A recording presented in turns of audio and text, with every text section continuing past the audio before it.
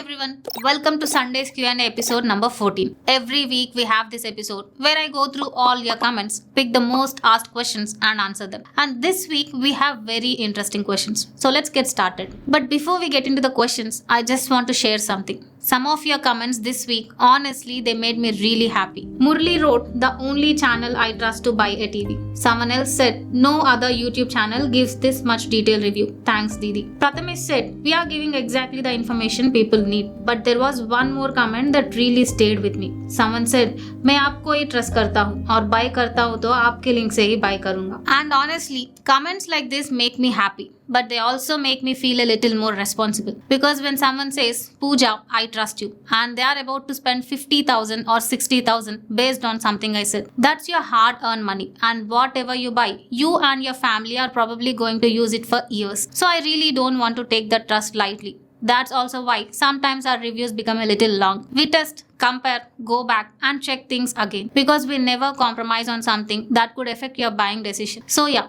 thank you. Really thank you for trusting us, for leaving these comments and even for sitting through those long reviews. We'll just keep doing what we have been doing. Test properly, share our honest experiences, good or bad, and try our best to help you choose the right product. Okay, now let's get into this week's questions. Sushant says his room is very bright. There's reflection on the TV wall and he wants the best 55-inch mini LED under 60,000. Picture, sound and a fast OS. Sushant, let me be honest. Under 60,000, no TV in India has a proper matte anti-glare screen. That coating is a Samsung and Sony premium thing. It sits way above this budget. So if you are waiting for a 55-inch mini LED at 55,000 that kills reflection with a special screen finish, that TV doesn't exist right now. Now, does that mean there is no solution for your problem? At this price, you don't beat a bright room with coating. You beat it with brightness, raw brightness. Enough nits on the panel that the sunlight in your hall stops winning. So the question becomes very simple. Which TV under 60,000 is the brightest? And among most of the TVs I tested in 2026 in this budget, the Xiaomi S Mini LED has the highest brightness. Clearly the highest. Picture quality is good. Audio is good. And for a bright room with reflections, it genuinely fits what you are describing.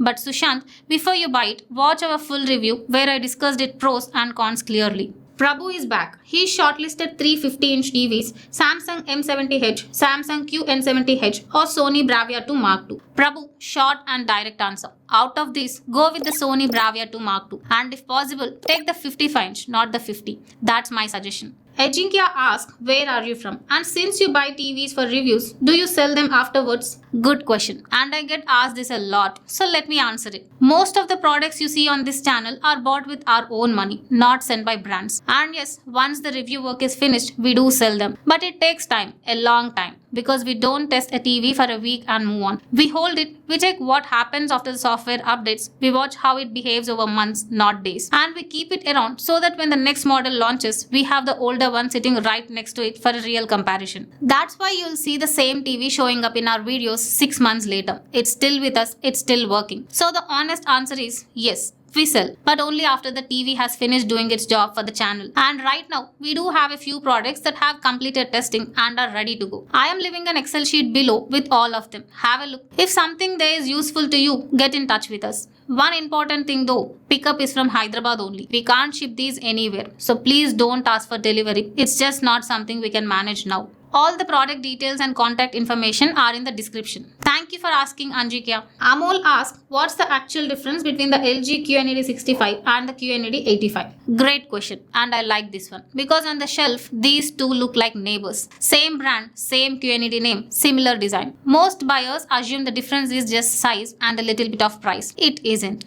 Let me put both on the table. The QNED65 around 56,000 for the 55-inch. It has a mini LED backlit, but LG doesn't list any local dimming on it. 60Hz panel, no Dolby Vision. 3 HDMI ports, Alpha 7 processor. Now the QNED85 55-inch size, around 78,000. This is a QNED Evo, precision dimming, which means actual local dimming. Native 120Hz with VRR going up to 144Hz. Dolby Vision, 4 HDMI 2.1 ports, Alpha 8 Gen 3 processor, and the AI Magic Remote in the box. So, roughly 22,000 rupees more. But look at what those 22,000 rupees are buying. Real dimming, real 120Hz, Dolby Vision, and a magic remote you would otherwise pay for separately. So, who should buy which? If you own a PS5 or you watch a lot of Dolby Vision content on Netflix, QNED 85. No questions, no hesitation. If it's for a hall, cable TV, mostly daytime viewing, no console in the house, the QNED65 is enough. Genuinely enough. Don't spend the extra for features your usage will never touch. One last thing, Amol, both TVs come with 20 watt speakers. So whichever one you pick, keep a soundbar in your budget from day one. Rahul asks, Bravia 2 Mark II or Bravia 3 Mark II?